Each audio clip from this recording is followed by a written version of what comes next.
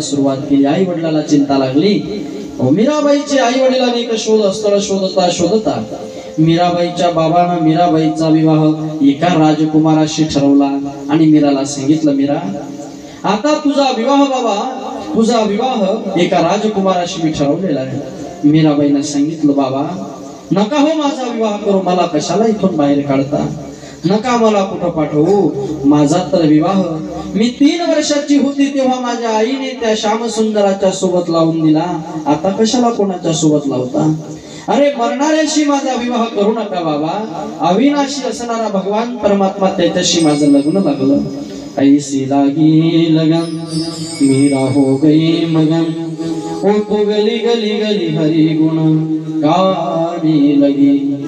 ओ मीराबाई त्या ठिकाणी भगवंताच्या चिंतनामध्ये मग्न आहे। मीराबाई बाबाला सांगते, बाबा नका हो तुम्ही माझा विवाह करण्याच्या तयारीत लागू।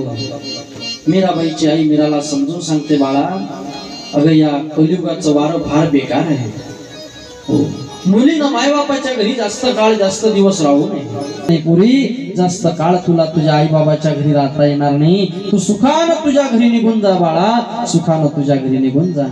मीरानं सांगितलं, मा मी श्यामसुंदराशी विवाह केला, मी दुसऱ्याशी विवाह करणार नाही, मेरो तो गिरधर गोपाल दुसरो नको या जगात, त्याच्याशिवाय माझं कोणी नाही। मीराबाईनं ठाम निर्णय घेतला, निष्ठावंत भाव भक्तांचा स्वधर्म निर्धार हे वर्म चुकू नये, ऐकायला तयार नाही।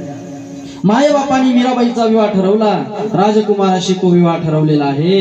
तेवढ्यामध्ये आता एका हातामध्ये चिपडी घेतली आणि कृष्ण चिंतनामध्ये एवढ्या दंगून गेल्या मीराबाई, एवढ्या दंगून गेल्या।